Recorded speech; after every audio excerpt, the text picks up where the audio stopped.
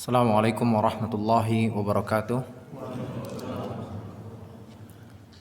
Innal hamdalillah nahmaduhu wa nasta'inu wa nastaghfiruh wa na'udzu billahi min syururi anfusina wa min sayyiati a'malina man yahdihillahu fala mudilla lahu wa man yudlilhu fala hadiyalah. Asyhadu an la ilaha illallah wahdahu la syarika lahu wa asyhadu anna Muhammadan abduhu wa rasuluh. Allahumma salli wa sallim ala nabiyyina Muhammadin wa ala alihi wa sahbihi wa man tabi'ahum bi ihsanin ila yaumiddin, amma ba'd. Ikhwatal iman rahmati Allah Subhanahu wa taala. Puji dan syukur kita kepada Allah Jalla wa ala yang telah memberikan limpahan rahmatnya, maghfirahnya, kenikmatan-kenikmatannya kepada kita semua, baik nikmat kekuatan, nikmat iman, nikmat Islam, nikmat kesempatan, sehingga alhamdulillah Allah Subhanahu wa taala permudah bagi kita semua untuk melakukan ibadah salat maghrib berjamaah bersama-sama di tempat ini, kemudian diikuti pula kegiatan untuk mendekatkan diri kepada Allah Subhanahu wa taala dengan bermajlis ilmu. Allah Subhanahu wa taala telah berfirman, "Man yuridillahu ayyahdiyahu yashrah sadrahu lil Islam." Barang siapa yang Allah inginkan agar dirinya mendapatkan hidayah dari Allah Subhanahu wa taala, yashrah sadrahu lil Islam, maka Allah bukakan hatinya untuk menerima agama Islam, untuk mempelajari agama Islam, mentadaburinya. Rasulullah sallallahu alaihi wasallam juga telah bersabda, "Man yuridillahu bi khairan yufaqqih fid din." Barang siapa yang Allah kehendaki kebaikan untuk dirinya, maka Allah jadikan dia paham terhadap agamanya. Dengan bermajlis ilmu. Kemudian salawat serta salam semoga Allah senantiasa mencurahkan kepada Nabiul Mustafa, Nabi Muhammad sallallahu alaihi wasallam yang telah mengajarkan kepada kita Islam yang sempurna, membimbing kita menuju keridhaan Allah Jalla wa ala. Dan Allah Subhanahu wa taala telah berfirman, "Qul in kuntum tuhibbunallah." Katakanlah ya Muhammad kepada orang-orang yang merindukan Allah Subhanahu wa taala, merindukan perjumpaan dengannya di dalam surganya nanti, "In kuntum tuhibbunallah." Jikalau kalian benar-benar cinta kepada Allah Subhanahu wa taala, fattabi'uni, maka ikutilah Rasulullah sallallahu alaihi wasallam dalam akhlaknya, muamalahnya, ibadahnya, yuhibbukumullah, maka Allah pun akan cinta kepada kalian, wa yaghfir lakum dzunubakum, dan akan mengampuni dosa-dosa kalian. Taib, ini boleh saya minum dulu ya? Masya Allah. Tadi saya bingung juga mana airnya nih itu.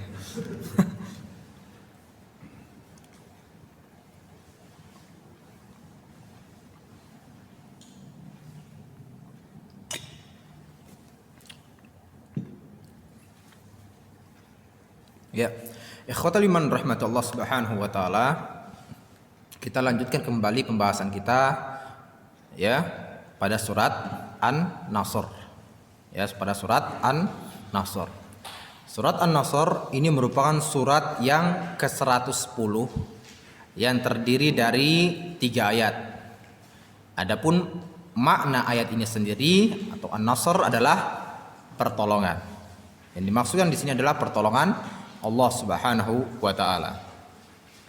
Nah, berkenaan dengan surat ini ya, bahwasanya surat An-Nasr ini termasuk surat Madaniyah. Artinya bahwasanya surat ini diturunkan setelah Nabi Shallallahu alaihi wasallam hijrah ke kota Madinah. Ingat ya. Ingat, Madaniyah adalah surat yang diturunkan setelah Nabi Muhammad sallallahu alaihi wasallam hijrah ke kota Madinah, dan bukan berarti surat yang turun di kota Madinah. Karena nanti kita akan bahas ternyata surat An-Nasr ini tidak turun di kota Madinah, tetapi di mana? Di Mekah ketika Rasulullah sallallahu alaihi wasallam melaksanakan haji wada. Jadi jelas sekali nih ya untuk definisi Makkiyah dan Madaniyah. Jadi tidak lagi kita mengatakan bahwasanya Makkiyah itu ayat yang turun di Mekah, Madinah turun yang di Madinah, tetapi tidak ya. Makkiyah adalah ayat atau surat yang turun sebelum Nabi Shallallahu alaihi wasallam hijrah ke kota Madinah, sedangkan Madaniyah adalah setelah beliau hijrah ke kota Madinah. Barakallahu fikum. Nah, adapun waktu turunnya surat An-Nasr ini, ya, Imam Ibnu Hajar Al-Asqalani rahimahullah telah menjelaskan bahwasanya surat ini menceritakan tentang kemenangan Rasulullah sallallahu alaihi wasallam, ya, pada Fathu Mekah, yaitu penaklukan kota Mekah. Namun kata beliau, ya, surat ini tidak turun ketika Fathu Mekah tersebut, yaitu pada tahun 8 Hijriah. Akan tetapi surat ini turun 2 tahun setelahnya Fathu Mekah, yaitu pada tahun 10 Hijriah. Ya, pada tahun 10 Hijriah, dan itu ketika Nabi Shallallahu alaihi wasallam melaksanakan haji wada, yaitu haji perpisahan. Haji perpisahan. Nah, kemudian, ya, nama lain dari surat ini, ya, disebut dengan surat At-Taudi'. Ya, nama lain dari surat An-Nasr disebut dengan surat At-Taudi', yaitu surat perpisahan. Kenapa surat perpisahan? Ya, tadi kita katakan, ya, karena apa? Surat ini merupakan apa? Surat terakhir. Nah, surat terakhir yang turun secara lengkap kepada Rasulullah Shallallahu Alaihi Wasallam dan menandakan sebagai dekatnya ajal Rasulullah Shallallahu Alaihi Wasallam. Nah, disebutkan dalam sebuah riwayat, ya, bahwasanya pernah Umar bin Khattab radhiyallahu anhu suatu hari, ya, membawa Abdullah bin Abbas untuk ke suatu majelis yang mana di dalamnya ada pembesar-pembesar sahabat yang mengikuti perang Badar pada waktu itu. Sehingga ketika Abdullah bin Abbas ini dibawa ke hadapan mereka, maka mereka pun mengatakan, "Ya Umar, kenapa engkau membawa anak kecil ini?" gitu ya. Anak kecil ini. Kami juga punya anak-anak. Udah main aja dengan bahasa gitu. Main aja dengan anak-anak kami. Nah, lalu kemudian, ya, suatu ketika dibawa lagi Abdullah bin Abbas ini ke hadapan mereka, ya, dan Abdullah bin Abbas mengetahui bahwasanya ini Umar, ya, membawa beliau ingin menunjukkan kepada para sahabat tentang keilmuan Abdullah bin Abbas, dan kita tahu, ya, bahwasanya Abdullah bin Abbas adalah seorang yang telah didoakan oleh Rasulullah sallallahu alaihi wasallam dengan doa Allahumma faqihu fid din wa 'allimhu ta'wila. Ya Allah, ya, berikanlah kefakihan kepada Abdullah bin Abbas ini dalam agamanya, wa alimhu ta'wila, dan ajarkanlah kepadanya ta'wil, yaitu tafsir. Tafsir Al-Quran Al-Karim. Nah, kemudian pada waktu itu dibawalah Abdullah bin Abbas ini, baru kemudian Umar bin Khattab radhiyallahu anhu mengatakan, ya, kepada para sahabat tersebut, bagaimana menurut kalian? Apa pendapat kalian? Apa penafsiran kalian mengenai surat Idza jaa nasrullah wal fath? Ya, yaitu apabila telah datang pertolongan Allah Subhanahu wa taala dan kemenangan. Maka pada waktu itu, ya, para sahabat pun mengatakan bahwasanya tafsirnya adalah, ya, ketika seseorang mendapatkan pertolongan dari Allah Subhanahu wa taala, mendapatkan kemenangan dari Allah Subhanahu wa taala, maka mereka pun diperintahkan untuk apa? Untuk bertasbih, ya, fasabbih bihamdi rabbika wastakbir, ya. Wastakbir apa namanya? Untuk bertasbih, memuji Allah Subhanahu wa taala dan meminta ampunan kepadanya. Nah, itu sebagian para sahabat. Ada sebagian yang lain mengatakan Allahu a'lam, kami tidak mengetahuinya lagi. Ada yang mengatakan juga ada yang cuma diam aja, enggak berkomentar apapun. Maka setelah itu Umar bin Khattab pun bertanya kembali kepada Abdullah bin Abbas, ya, dan bagaimana pendapatmu mengenai surat ini? Apakah sama dengan penafsiran mereka? Maka Abdullah bin Abbas pun mengatakan tidak. Ya, adapun penafsiran surat ini adalah tanda dekatnya ajal Rasulullah Sallallahu Alaihi Wasallam. Maka Umar pun mengatakan, saya pun juga menafsirkan ayat ini sama seperti penafsiranmu. Nah, ini menunjukkan bahwasanya Umar dan Abdullah bin Abbas adalah termasuk fakihnya para sahabat. Nah, karena ketajaman mereka, keilmuan mereka yang begitu dahsyat. Nah, barakallahu fikum. Ya. Nah, tadi kita katakan bahwasanya surat An-Nasr ini merupakan surat terakhir yang turun kepada Nabi Muhammad SAW secara lengkap. Ya. Surat yang turun secara lengkap dan itu surat terakhir. Adapun ayat terakhirnya, ya, terakhirnya ada yang mengatakan, para ulama ada yang mengatakan bahwasanya ya ayat terakhirnya adalah surat Al-Baqarah ayat 281 yang berbunyi wattaqu yauman turja'una fihi ila Allah thumma tuwaffa kullu nafsin ma kasabat wa hum la yuzlamun. Dan bertakwalah kalian kepada hari di mana kalian akan dikembalikan kepada Allah Subhanahu wa taala, tsumma tuwaffa kullu nafsin ma kasabat, dan kemudian akan dibalas setiap jiwa terhadap amalan-amalan yang telah mereka lakukan ketika di dunia, wa hum la yuzlamun, dan mereka tidak akan pernah dizalimi oleh Allah Subhanahu wa taala. Ini ada yang mengatakan.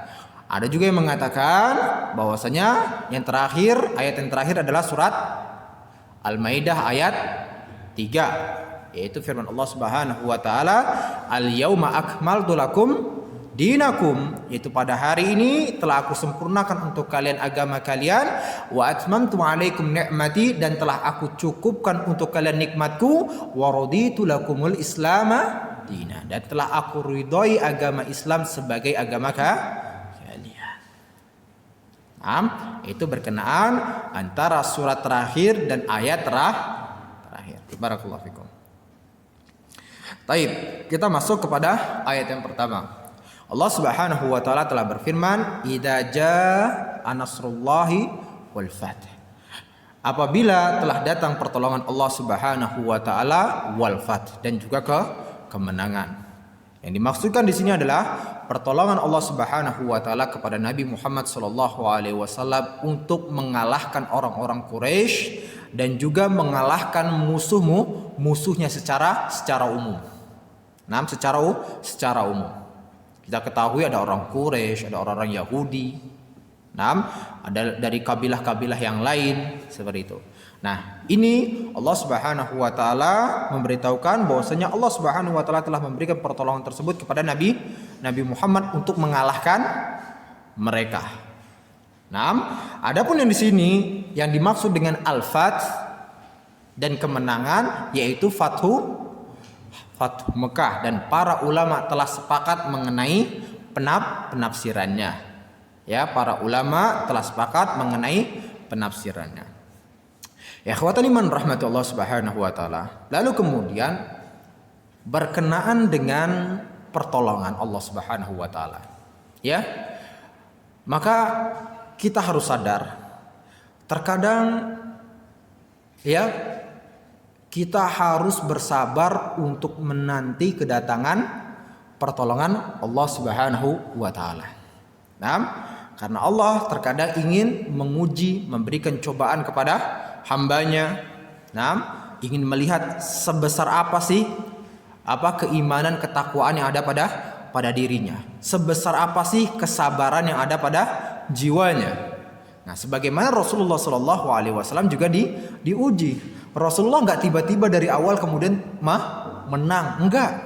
Ya, Rasulullah dikucilkan. Rasulullah dilempar dengan batu oleh kaumnya sampai berdarah-darah. Nah, Rasulullah diusir oleh kaumnya. Nah, Rasulullah dilukai oleh kaumnya sampai gigi beliau pecah. Nah, sampai bahkan Rasulullah mengatakan, "Kaifa yuflihu qaumun?" Bagaimana mungkin suatu kaum itu bisa selamat? Syajju nabiyahum, sementara mereka melukai nabi mereka. Maka kemudian turunlah firman Allah Subhanahu wa taala ya yang memberi peringatan kepada Rasulullah bahwasanya ya engkau ya Muhammad tidak mengetahui siapa orang yang akan mendapatkan keselamatan, akan mendapatkan hidayah dari Allah Subhanahu wa taala. Karena ketika kejadian itu pada perang Uhud, Rasulullah pun bahkan juga selain menyebutkan kata tadi, Rasulullah pun mengatakan berdoa, Allahumma al'an fulanan wa fulanan. Ya Allah, laknat nasifu si fulan, laknat nasifu si fulan. Nah, baru kemudian turun firman Allah Subhanahu wa taala, laisa laka minal amri syai'un aw yatuba 'alaihim aw yu'adzibahum fa innahum zalimun. Ya Muhammad, tidak ada hak bagi dirimu untuk mencampuri urusan mereka. Aw yatuba 'alaihim, apakah Allah Subhanahu wa taala menerima tobat mereka? Aw yu'adzibahum, atau Allah Subhanahu wa taala mengazab mereka? Tidak ada campurnya untuk dirimu karena engkau hanya memberi peringatan. Nah, turun firman Allah Subhanahu wa taala atas perbuatan beliau. Dan ternyata benar, ya, orang-orang yang dilaknat tadi oleh Rasulullah SAW tadi, ya, ternyata mereka masuk ke dalam agama Islam. Seperti Sofwan bin Umayyah, kemudian Suhail bin Amr, ya, itu mereka masuk ke dalam agama Islam. Maka tadi Allah ingin mengingatkan kepada Nabi Muhammad, engkau hanya memberi peringatan, gak perlu harus melaknat mereka. Karena Allah kalau ingin memberikan hidayah, terserah Allah ingin memberikannya kepada siapapun. Nah, seperti.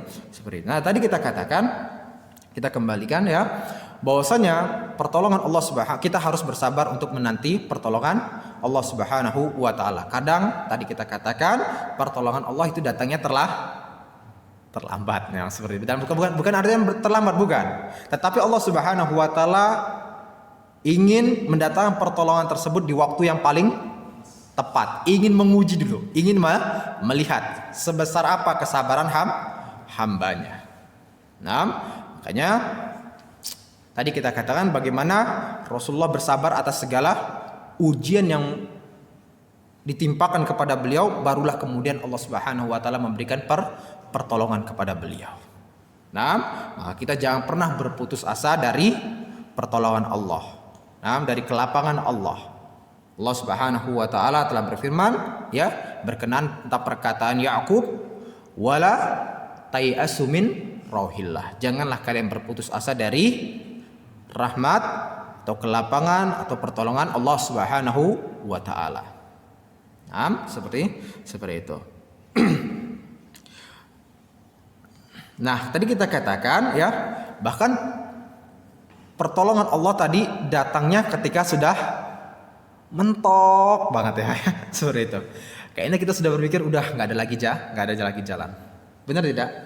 Kira-kira kenapa, Pak? Kira-kira kenapa, Pak?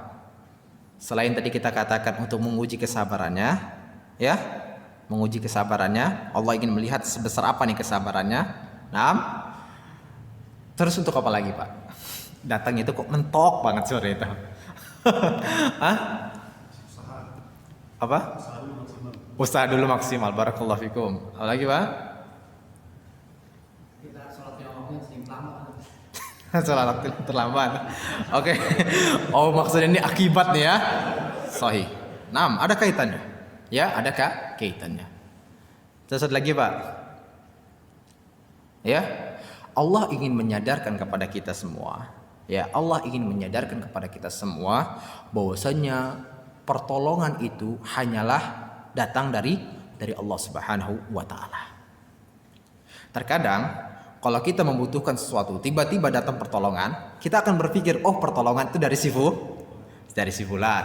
Kita lagi biasa datang pertolongan, langsung kita berpikir, oh, dari si fulan. Nah, seperti itu. Tetapi ketika nggak ada lagi pertolongan, sudah mentok kita dalam keadaan susah dan sebagainya, seluruh manusia itu nggak ada lagi yang mau memberikan pertolongan dan nggak ada yang bisa memberikan pertolongan, baru kita sadar ternyata manusia itu, ya, begitu lemah mereka. Ternyata manusia itu beginilah mereka, nggak bisa diharapkan. Baru kemudian ketika kita sadar nggak ada lagi pertolongan kecuali pertolongan Allah, disitulah kemudian Allah memberikan pertolongannya. Ya, Pak, seperti itu. Nah, sama. Mungkin antum alami juga, atau mungkin saudara-saudara kita di luar sana yang mengalaminya. ketika dia terkena COVID kemarin, gitu kan? Ya, terkena COVID dan sebagainya. Di mana orang-orang menjauhinya ya, nggak ada yang berikan pertolongan malah ya. Orang-orang menjauhinya, takut semuanya. Dokter juga ya takut. Sementara obat-obatan juga belum ketahuan apa obat penyakit tersebut. Nah, tapi dia kena gejala yang begitu dahsyat. Saturasinya turun, gejala-gejalanya begini sebagainya. Nah, dan ketika itulah dia menyadari orang tuanya hanya bisa doain dari jauh kan. Istri anak-anaknya juga sama seperti itu, hanya bisa melihat. Nah, baru di situ dia berpikir, ya Allah, tolong sembuhkan saya. Ya Allah, tolong sembuhkan saya. Tiada yang bisa memberikan pertolongan kecuali Engkau ya Allah. Hasbiyallahu la ilaha illahu. Cukuplah bagiku Engkau ya Allah, tiada Tuhan yang berhak untuk disembah dengan cara yang benar kecuali Engkau. Alaihi tawakkaltu, hanya kepada Engkau ya Allah aku bertawakal, wa huwa rabbul arsil azim. Dan Allah Subhanahu wa taala pemilik ars yang agung. Seperti itu. Ya, jadi seperti itu untuk menyadarkan kepada kita semua. Dan Allah Subhanahu wa taala memang memberitahukan juga dalam Al-Qur'an, ya. Memberitahukan dalam Al-Qur'an, am hasibtum an tadkhulul jannah walamma ya'tikum mathalul ladzina khalau min qablikum. Apakah kalian menyangka kalian akan masuk ke dalam surga? Walamma ya'tikum mathalul ladzina khalau min qablikum, sedangkan belum datang kepada kalian seperti apa yang dialami oleh orang-orang terdahulu. Massathumul ba'sa wad-dharra'u wa zulzilu. Mereka telah ditimpa kesusahan, malapetaka, gempa dan sebagainya. Hatta yaqular rasulu walladzina amanu ma'ah, sampai Rasul dan orang-orang yang beriman bersamanya berkata, mata nasrullah, kapan ini datangnya pertolongan Allah Subhanahu wa taala? Kayaknya lama bener seperti itu. Tapi Allah ingatkan, ala inna nasrullahi qarib. Ketahuilah bahwasanya pertolongan Allah Subhanahu wa taala itu begitu dekat. Dan Allah pun mengatakan, inna ma'al usri yusra. Sesungguhnya setelah datang kesusahan, maka akan datang kesenangan, kelapangan, kemudahan dari Allah Subhanahu wa taala. Nah, tadi kita katakan mentok dulu. Ya, mentok dulu sebagaimana firman Allah Subhanahu wa taala juga, wa huwallazi yunazzilul ghaits min ba'di ma qanatu. Allah Subhanahu wa taala yang menurunkan hujan kepada manusia. Ya, Allah turunkan hujan kepada manusia min ba'di ma qanatu, setelah mereka berputus asa. Dalam artian udah gak ada yang bisa. Siapa yang bisa menurunkan hujan kalau sudah musim paceklik, kemudian kebakaran di mana-mana gara-gara kering semuanya, hewan-hewan pada mati, pepohon pada mati, sayuran antum udah gak bisa lagi makan, seperti itu.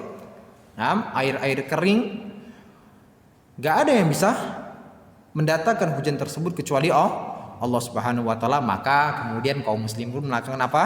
Salat apa? Istighatsah. Seperti itu. Minta kepada Allah Subhanahu wa taala agar turun hujan. Kemudian Allah Subhanahu wa taala turunkan hujan setelah berputus asa. Nah, barakallahu fikum.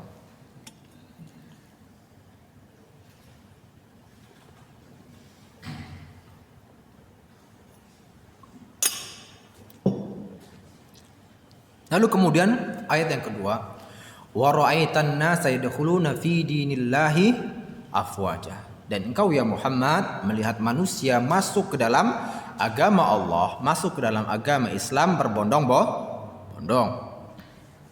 Ikhwatal iman rahmati Allah Subhanahu wa taala, para ulama menjelaskan, menyebutkan bahwasanya banyak kabilah Arab pada waktu itu, banyak kabilah Arab yang menanti-nanti kemenangan Rasulullah Shallallahu Alaihi Wasallam, sehingga pada waktu itu mereka mengatakan, kalau benar nanti Muhammad bisa mengalahkan kaumnya, kata mereka, kalau benar Muhammad bisa mengalahkan kaumnya, maka dia benar-benar seorang nabi, seorang Rasul. Ternyata benar Allah Subhanahu wa taala berikan pertolongan kepada Nabi Muhammad, dan Nabi Muhammad pun menaklukkan kaumnya dalam Fathu Makkah tersebut. Maka mereka pun langsung berbondong-bondong masuk ke dalam agama Islam dan mengikrarkan bahwasanya Nabi Muhammad adalah seorang nabi. Nah, karena apa? Ini begitu dahsyat perkaranya Nabi Muhammad SAW. Karena mereka tahu nih, ini dia dari kecil banget bahasanya ya, dari sekelompok orang bahkan sampai diusir kaumnya dan lain sebagainya. Nah, akhirnya mereka semua tumbang di tangan, bahasanya itu ya, di tangan Muhammad gitu. Mereka berpikir seperti itu. Apalagi di pikiran kabilah-kabilah Arab selain dari orang-orang Quraisy, mereka ini sangat menghormati orang-orang Quraisy. Gak mau mereka mengganggu orang Quraisy. Ya, sampai difirmankan sampai diberitahukan dalam firman Allah Subhanahu wa taala, kalau seandainya ada perampokan-perampokan, pembegalan-pembegalan di sekitar wilayahnya orang-orang Quraisy, itu para penjagal dan sebagainya nggak berani sampai mau masuk ke kota Mekah. Ya, nggak mau berani kota Mekah. Kenapa? Karena mereka berpikir kalau sampai mereka mengganggu Ka'bah, mengganggu kota Mekah, mengganggu orang-orang Quraisy, mereka takut ya akan terkutuk sama seperti pasukan Abraha. Ya seperti itu. Bahasanya mereka akan hancur, dibinasakan oleh Allah Subhanahu wa taala sebagaimana pasukan Abraha dibinasakan, dan itu terus terngiang-ngiang di pikiran mereka, dan itu terus Pak, ya. Sampai mereka lama pun cerita kisah tentang pasukan bergajah yang hancur pada waktu itu. Ya, bahasanya dihancurkan, dibinasakan oleh burung ababil pada waktu itu. Nah, itu terus menjadi cerita legenda mereka sore itu Pak, yang nggak boleh dilupakan. Makanya biasanya kelahiran mereka selalu distandarkan dengan tahun gajah. Misalnya Nabi Muhammad ya terlahir pada tahun gajah, Abu Bakar lahir 2 tahun setelah tahun gajah, Umar 10 tahun setelah tahun gajah. Selalu seperti itu mereka. Karena tahun gajah ini jadi cerita legend seperti itu, nggak boleh dilupakan. Nah, nggak boleh dilupakan. Karena mereka berpikir ini pasukan Abraha saja yang jumlahnya begitu besar, ya, dengan perlengkapan yang begitu besar, membawa gajah yang begitu besar pula, seperti itu, semuanya binasa, dan bukan binasa di tangan orang-orang Quraisy, bukan. Ya, bukan, tetapi di tangan burung-burung yang diutus oleh Allah Subhanahu wa taala. Jadi itu takut mereka, sehingga pada waktu itu nggak mau mereka, ya, para penjagalnya ataupun dari kabilah-kabilah lain, nggak ada yang mau berani melakukan penyergapan kepada orang-orang Quraisy ini. Jelas Pak? Nah, mereka pun berpikir nih, kalau seandainya Muhammad bisa mengalahkan kaumnya, berarti benar-benar ya, ini benar-benar seorang nabi utusan Allah Subhanahu wa taala. Karena Abraha aja gak bisa naklukin dengan jumlah yang begitu besar, ya, dengan jumlah ribuan yang begitu besar, pasukan yang begitu besar. Ini ya sore itu dari jumlah 313 dalam perang Badar, ya, dengan 1.000 orang-orang Quraisy. Habis itu 700 pada perang Uhud. Berapa waktu itu? 3.000 orang-orang Quraisy. Dan lagi. Sampai akhirnya pada pucuk-pucuknya adalah Fathu Mekah, penaklukan kota Mekah. Barakallahu fikum. Nah, ikhwatal iman rahmatullah Subhanahu wa taala. Inilah ya, setelah beliau wafat pun, setelah Nabi Muhammad SAW wafat pun, tetap orang-orang akan masuk ke dalam Islam berbondong-bondong. Karena memang Islam adalah agama masa depan. Ya, Islam adalah agama masa depan. Terutama bagi orang-orang yang berpikir terhadap suatu kebenaran. Ketika otaknya berpikir, logikanya berpikir tentang suatu kebenaran, maka pasti kalau dia sudah mencari-cari, agama Islamlah satu-satunya agama yang benar. Makanya yang banyak masuk ke dalam agama Islam adalah orang-orang cerdas. Yang bodoh-bodoh ya, dikasih mie aja langsung keluar agama Islam. Ini bodoh-bodohnya. Nah, seperti itu. Dan Allah Subhanahu wa taala pun telah berfirman, "Huwallazi arsala rasulahu bil huda." Allah Subhanahu wa taala yang telah mengutus rasulnya dengan petunjuk, yaitu Al-Qur'an Al-Karim. Wa dinil haq, dan juga dengan agama yang benar, yaitu agama ketauhidan, agama Nabi Muhammad, agama Islam. Apa kemudian? Liyuzhirahu 'alad dini kulli. Agar Allah menangkan agama ini di atas agama-agama lainnya, di atas keyakinan-keyakinan yang lainnya, walau karihal musyrikun, walaupun orang-orang musyrik membencinya, walaupun orang-orang musyrik, orang kafir, orang-orang munafik berusaha untuk menghalang-halangi perkembangan agama Islam, dengan sendirinya agama Islam itu akan berkembang, tersebar, ya. Contoh kayak di Eropa, mereka berusaha untuk anti Islam lah pokoknya, fobia terhadap Islam, tetapi kenyataannya nggak tahu dari mana, ya, dari dalam mereka sendiri yang masuk dalam agama Islam dan benar-benar tersebar. Nah, seperti itu. Nah, baik. Lalu kemudian pada ayat yang terakhir, fasabbih bihamdi rabbika wastaghfir innahu kana tawwaba. Maka ya, bertasbihlah engkau ya Muhammad bihamdi rabbika, dengan memuji Tuhanmu, wastaghfir, dan juga meminta ampunan kepadanya, innahu kana tawwaba. Sesungguhnya Allah Subhanahu wa taala adalah Maha penerima taubat.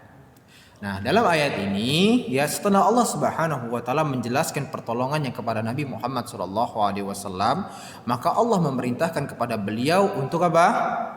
Untuk bertasbih, memuji Allah Subhanahu wa taala dan beristighfar.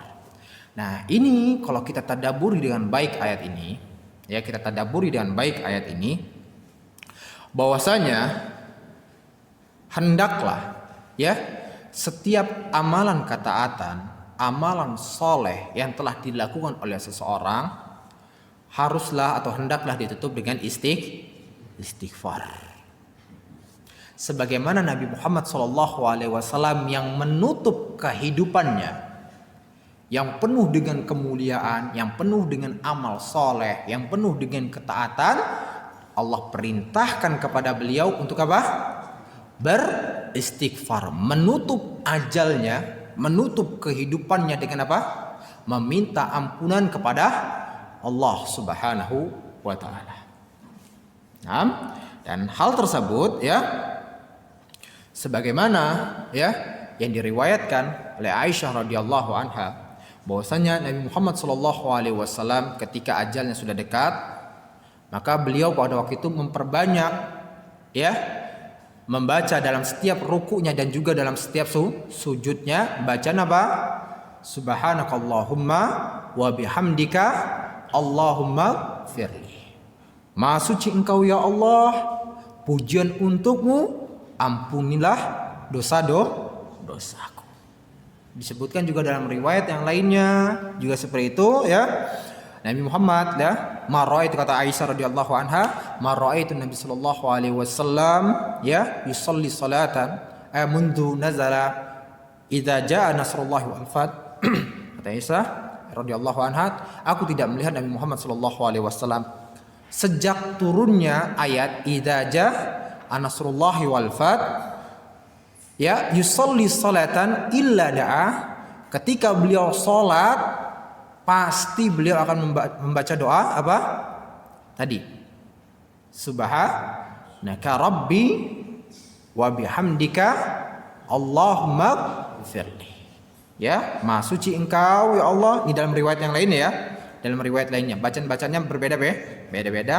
Subhanaka rabbi wa bihamdika Allahumma firli. Maha suci Engkau ya Allah, Engkau Tuhanku, pujian untukmu, ampunilah dosa-dosaku. Dalam riwayat yang lain juga disebutkan bahwasanya Rasulullah SAW ketika di penghujung hayatnya beliau membaca apa? Subhanallah wa bihamdi astaghfirullah wa atubu ilaih. Itu bacaan Rasulullah SAW yang pada intinya beliau meminta ampunan kepada Allah Subhanahu wa taala. Pelajaran bagi kita semua.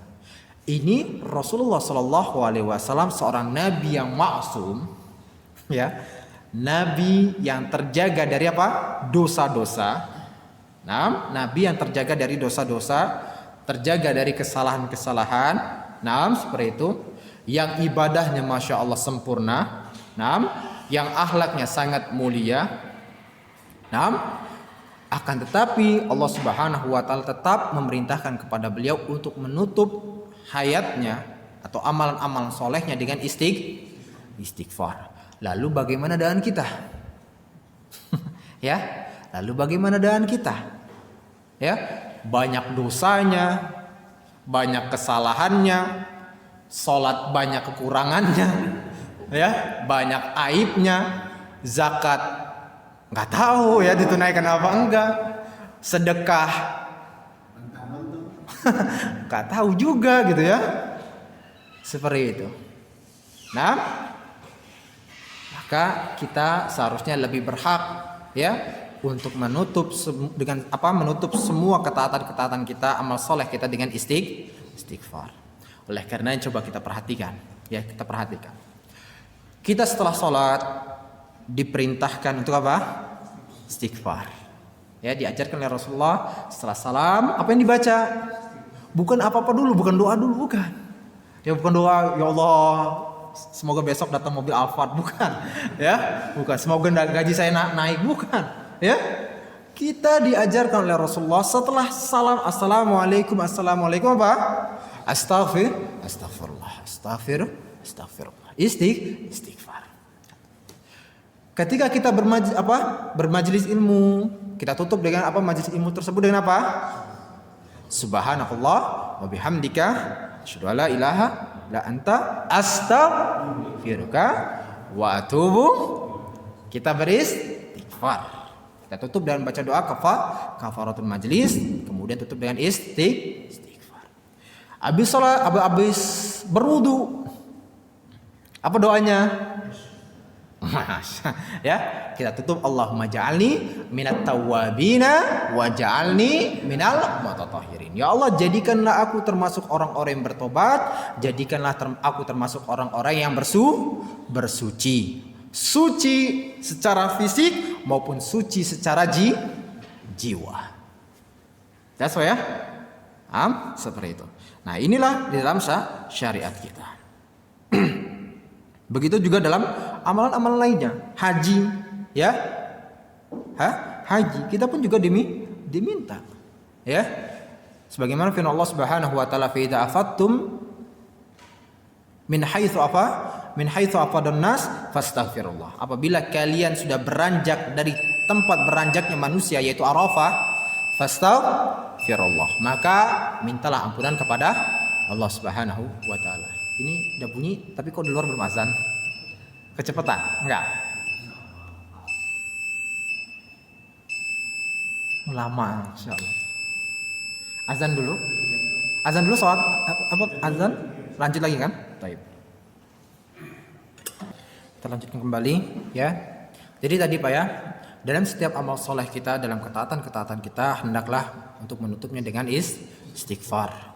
Allah Subhanahu wa taala juga berfirman untuk orang-orang yang melakukan salat tahajud di malam hari, ya, sebagaimana dalam firman-Nya, wal mustaghfirina bil ashar, dan orang-orang yang beristighfar memohon ampunan kepada Allah Subhanahu wa taala di waktu sahur. Berarti apa? Sebelum azan, di mana orang-orang melakukan salat tahajud. Nah, barakallahu fikum. Nah, ikhwatul iman rahmati Allah Subhanahu wa taala, dari ayat ini juga dan juga dari apa yang telah kita jelaskan tadi, maka ini menunjukkan kepada kita tentang luasnya rahmat Allah Subhanahu wa taala, luasnya ampunan Allah Subhanahu wa taala, ya. Maka kita seorang mukmin, seorang muslim jangan pernah berputus asa dari ampunan Allah Subhanahu wa taala, jangan pernah berputus asa dari surga Allah Subhanahu wa taala. Kita diperintahkan terus untuk bersikap positif kepada Allah sehingga kita pun semangat untuk beribadah kepadanya. Semangat untuk beristighfar kepadanya, bertobat kepada Allah Subhanahu wa taala. Dan ini Allah ingatkan dalam firman-Nya, "Qul ya ibadiyalladzina asrafu ala anfusihim la taqnatu mir rahmatillah." Katakanlah ya Muhammad, ya ibadiyalladzina asrafu ala anfusihim, wahai hamba-hambaku, kata Allah Subhanahu wa taala, yang telah melampaui batas, melampaui batas atas dirinya, telah melakukan kezaliman yang begitu besar, telah melakukan kesyirikan, bahkan kekufuran, kesyirikan, kekufuran, kemaksiatan dan sebagainya. La taqnatu mir rahmatillah. Janganlah kalian berputus asa dari rahmat Allah Subhanahu wa taala, dari ampunan Allah Subhanahu wa taala. Jangan. Ya, karena Allah Subhanahu wa taala, innallaha yaghfiru dzunuba jami'a. Allah Subhanahu wa taala yang mengampuni seluruh dosa semuanya. Maka apa kata Allah? Kalau kalian memang berdosa, kalian banyak melakukan kemaksiatan dan sebagainya, kembali kepada Allah, bertobat kepada Allah. Jangan sampai kalian wafat dalam keadaan mempersekutukan Allah Subhanahu wa taala. Jangan sampai kalian wafat meninggal dalam keadaan kufur, ingkar kepada Allah Subhanahu wa taala. Kembali mendekat kepada Allah Subhanahu wa taala. Dan bahkan disebutkan dalam hadis qudsi, Rasulullah sallallahu alaihi wasallam bersabda, Allah Subhanahu wa taala telah berfirman, "Ya bna Adam, wahai anak Adam, innaka ma da'autani wa rajautani ala ma kana fika, ghafartu laka wala ubali." Wahai anak Adam, kalau seandainya engkau senantiasa berdoa kepadaku, berharap kepadaku atas segala dosa-dosamu yang telah engkau lakukan agar diampuni, ghafartu laka wala ubali, maka aku akan mengampuni dosa-dosamu dan aku tidak lagi peduli dengan semuanya. Lalu kemudian Allah mengatakan lagi, ya bna Adam, wahai anak Adam, lau balagat dunubuka ananas sama thumma astaghfartani ghafartu laka wala ubali. Wahai anak Adam, kalau seandainya dosa-dosamu ini sudah setinggi langit, saking banyak ya, thumma astaghfartani, kemudian engkau memohon ampunan kepadaku, ghafartu laka wala ubali, maka aku akan mengampuni dosa-dosamu dan aku tidak lagi peduli dengan dosamu itu. Kemudian Allah mengatakan lagi, ya bna Adam, lau ataitani biqurabil ardi khataya, wahai anak Adam, wahai manusia, kalau seandainya engkau datang kepadaku dengan dosa sepenuh bumi, tsumma laqitani la tusyrik bi syai'a, kemudian engkau menghadap kepadaku, engkau meninggal, engkau wafat dalam keadaan tidak mempersekutukan aku dengan sesuatu apapun, tidak kufur kepadaku, la ataituka biqurabiha maghfirah, maka aku akan memberikan ampunan kepadamu sebesar bumi itu pula. Lihat, luas banget rahmat dan ampunan Allah Subhanahu wa taala. Ya. Tapi ingat, ya, jangan mentang-mentang luas banget rahmat Allah Subhanahu wa taala, kemudian kita banyak melakukan dosa, malah sebaliknya ya. Oh, saya ngelakuin dosa, tenang aja. Ya, rahmat Allah, ampunan Allah begitu besar. Jangan, hati-hati karena Allah Subhanahu wa taala telah berfirman, afa amina ahlul qura an ya'tiya ba'suna bayatan wa hum naimun.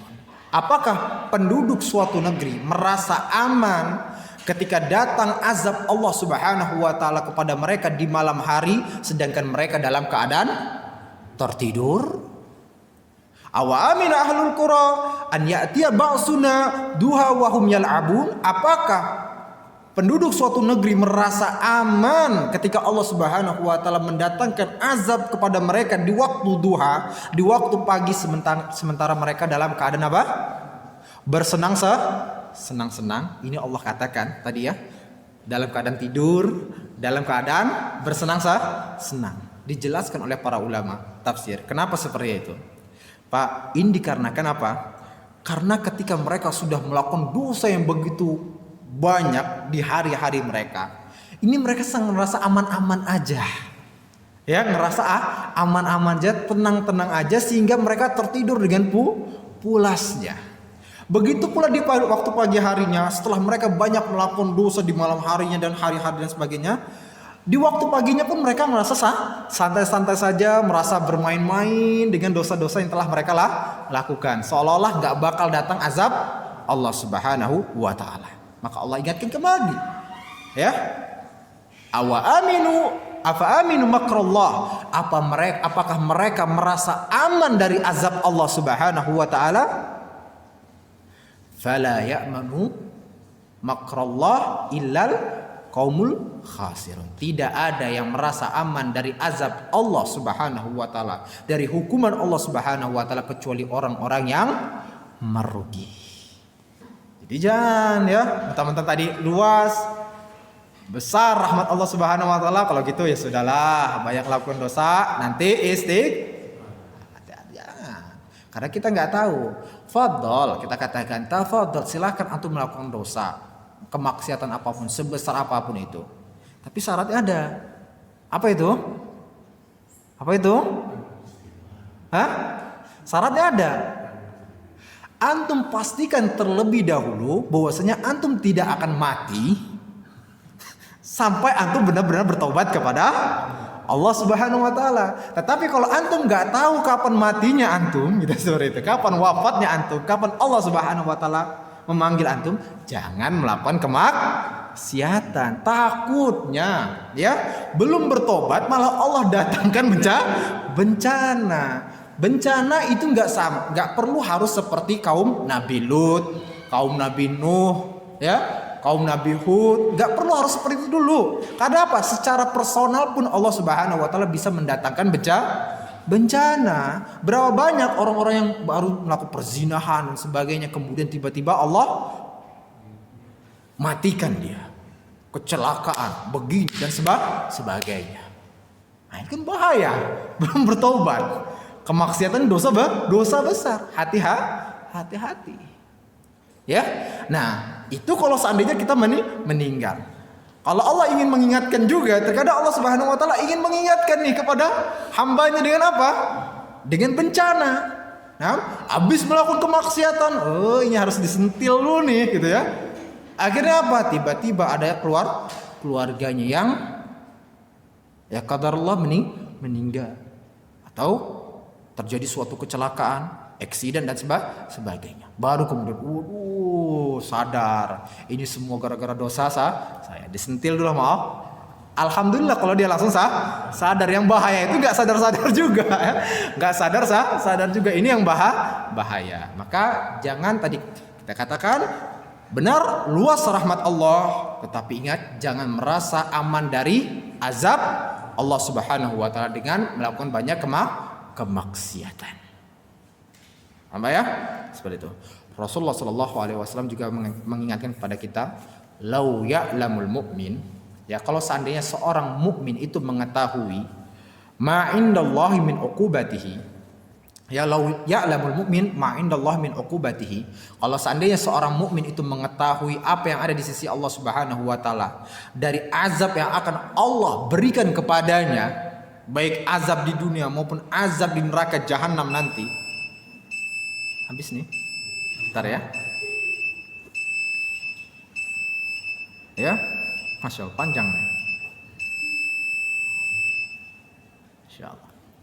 Lau ya'lamul mu'min ma 'indallahi min uqubatihi. Kalau seandainya seorang mukmin mengetahui apa yang di sisi Allah Subhanahu wa Ta'ala dari azab Allah Subhanahu wa Ta'ala pada hari kiamat nanti, ma tami'a bi jannati ahadun, maka mereka tidak akan pernah berharap akan mendapatkan surga Allah Subhanahu wa Ta'ala. Jelas maksudnya, Pak? Jelas nggak? Jelas nggak? Nggak jelas ya? Nggak paham, ya, Pak. Kalau seandainya seorang mukmin mengetahui azab Allah Subhanahu wa Ta'ala yang begitu besar di dalam neraka jahanam tadi, sedangkan dosa mereka begitu banyak, ya, kesalahan-kesalahan mereka begitu banyak, kemaksiatan mereka dahsyat, itu nggak sampai mereka itu berharap untuk mendapatkan surga Allah. Harapan mereka apa, Pak?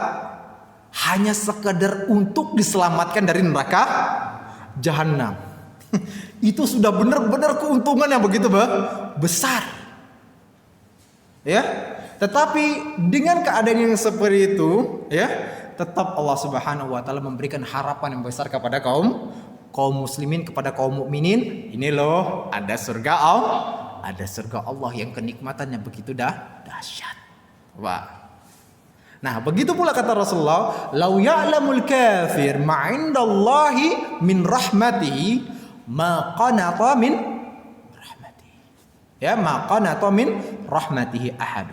Dan begitu pula orang kafir, kalau seandainya orang kafir mengetahui apa yang ada di sisi Allah Subhanahu wa taala dari besarnya rahmat Allah, ampunan Allah Subhanahu wa taala, ma qanata min rahmatihi, ya, ma qanata min jannatihi, maka mereka tidak akan pernah berputus asa dari surga Allah Subhanahu wa taala. Mereka akan berpikir, oh, rahmat Allah begitu luas, rahmat Allah begitu ini dan sebagainya. Maka mereka pun akan bertobat kepada Allah, beriman kepada Allah Subhanahu wa taala. Tetapi kenyataannya orang-orang kafir, mereka adalah orang-orang yang selalu berputus asa dari rahmat Allah Subhanahu wa taala, baik di dunia maupun untuk akhiratnya. Ya, baik untuk perkara dunianya maupun untuk perkara akhiratnya. Mereka selalu berputus asa. Makanya mereka kadang-kadang udahlah, kalau misalnya mentok dalam permasalahan mereka, terjadi suatu musibah, kegagalan dalam kehidupan mereka, apa Pak? Jalan pintas mereka? Bunuh diri. Mereka berpikir selesai dengan bunuh diri. Persoalan dia di dunia selesai. Untuk akhirat nggak tahu saya, kayaknya selesai juga gitu kan. Padahal apa? Penderitaan, penyiksaan sedang menantinya. Ini gara-gara mereka berputus asa. Coba kalau nggak berputus asa, ya, dalam kehidupannya, masalah apapun sebesar apapun saya hadapi. Karena apa? Ada pertolongan Allah. Itu mukmin, ya. Kalaupun qadarullah nih, saya terkena penyakit gitu ya, berkepanjangan, nggak sembuh seperti itu, saya tetap yakin ada Allah yang menyembuhkan. Tetapi kalau qadarullah ternyata Allah belum menyembuhkan dan dia wafat, di akhir hayatnya pun dia yakin, gak berputus asa, ada surga Allah. Jadi dia pun akan terus bersyukur kepada Allah, bersabar atas penyakitnya. Itu Pak, ya, itu seperti itu. Nah, kita katakan tadi, inilah luasnya rahmat Allah. Jangan putus asa dari rahmat Allah. Barakallahu fikum. Ini gimana Pak Nur? Pertanyaan? Kontrol, silahkan.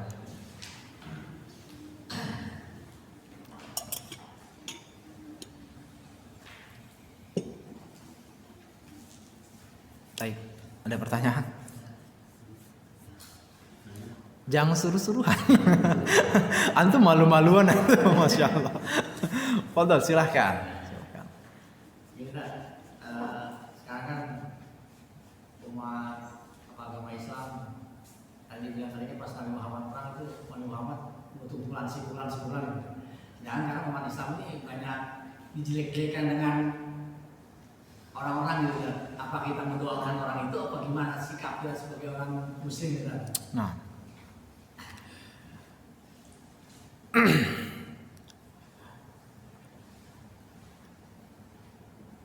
kalau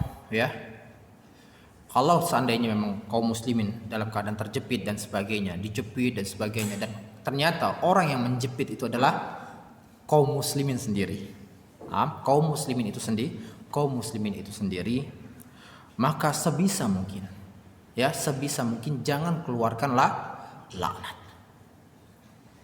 Ya, jangan keluarkan kata-kata laknat. Karena ternyata Rasulullah pun juga diingatkan. Ya. Dan juga Rasulullah Shallallahu alaihi wasallam mengingatkan kepada kita. Nih, kata Rasulullah apa? Laisal mu'min la'anan. Laisal mu'min la'anan, dan bukanlah seorang mukmin itu orang yang suka melaknat, wala ta'anan, dan juga orang yang suka mencaci maki, wala fahishan, dan bukan juga orang yang suka berkata keji, wala badhi, dan juga bukan orang-orang yang suka berkata kotor. Nah, disebutkan oleh Rasulullah tadi, ya, bahwasanya seorang mukmin enggak berkata kata yang tadi, mencaci maki ataupun melaknat. Kita diminta untuk bersabar, dan bahkan dikatakan Fudail bin Iyad, lau a'lamu, ya, anna li da'watun mustajabah, kata, la saraftuha li sultan. Ini karena ini banyak ya orang-orang pasti melaknatnya pemerintah ya. Sorry itu. Kata Fudail bin Iyad, lihat kata Fudail bin Iyad.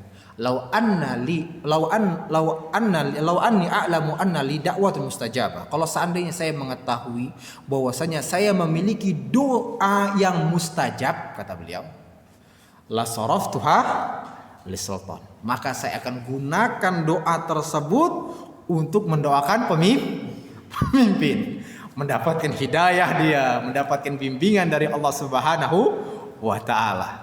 Kenapa?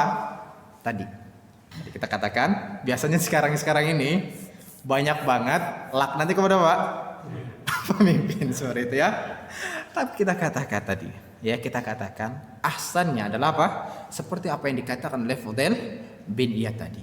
Kalau kita mengetahui ternyata kita punya doa seperti itu, kita doakan. Semoga dia mendapatkan hidayah dari Allah Subhanahu wa taala. Dan kita nggak tahu loh hidayah seperti apa. Kita nggak tahu hidayah seperti apa. Siapa tahu Allah sentil dulu hidayahnya, kan gitu. Baru kemudian dia bertaubat. Nah, kalau kita berlaku seperti itu, kita mendapatkan pahala dikarenakan doa-doa kita yang begitu baik, dan ternyata dia pun juga mendapatkan hidayah. Kan enak tuh. Seperti itu. Dibandingkan gitu, oh gini dan sebagainya, ya. Dan sebagainya. Khawatir. Karena disebutkan dalam sebuah hadis bahwasanya ketika seseorang melaknat, maka laknat ini akan naik ke langit. Dan ternyata apa? Di langit, pintu langit tertutup. Maka dia pun kembali ke bumi. Ya, di bumi pun dia tertutup. Jadi akhirnya bingung nih katanya ya, mau kemana? Dia ngeliat ke kiri ke kanan, gak ada.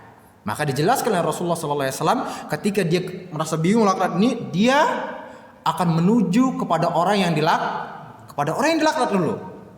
Dan ternyata kalau seandainya orang yang dilaknat ini tidak berhak untuk mendapatkan laknat tersebut, maka laknat ini akan kembali kepada orang yang melaknat. Terus hati-hati, Pak.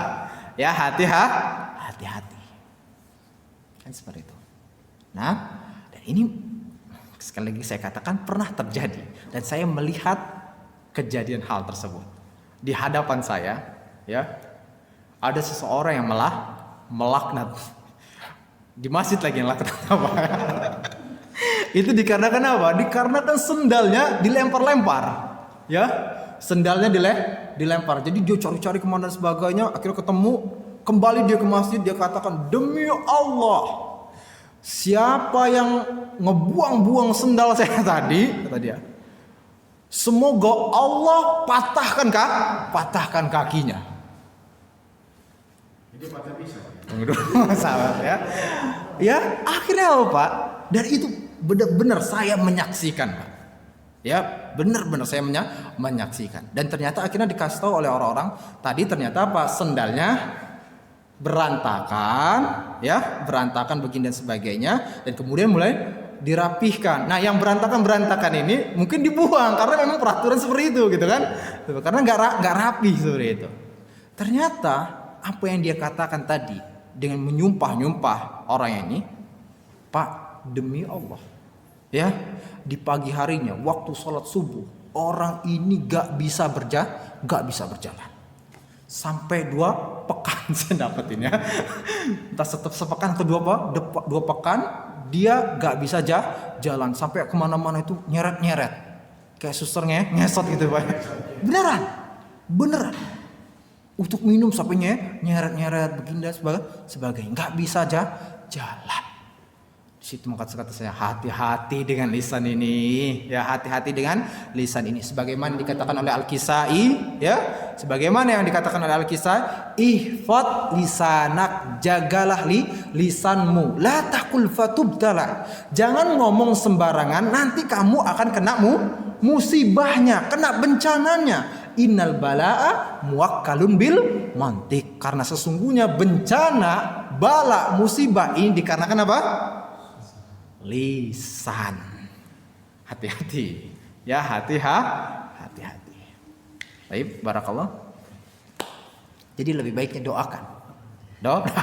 Semoga orang-orang tersebut mendapatkan hidayah. Antum mau ngomong begini dan sebagainya, gak bisa. Kecuali kalau memang itu adalah orang-orang kafir yang sudah memang menyakiti kaum muslimin, membunuh kaum muslimin dan sebagainya, baru ya kita lakukan seperti kunut nawazil. Ya, kunut nazilah. Dan biasanya itu dilakukan oleh kaum muslimin, biasanya langsung serentak. Dan ini sepakat para ulama diperbolehkan. Barakallahu fikum. Sampun? Udah ya? Masya Allah, 7:30. Lama kita.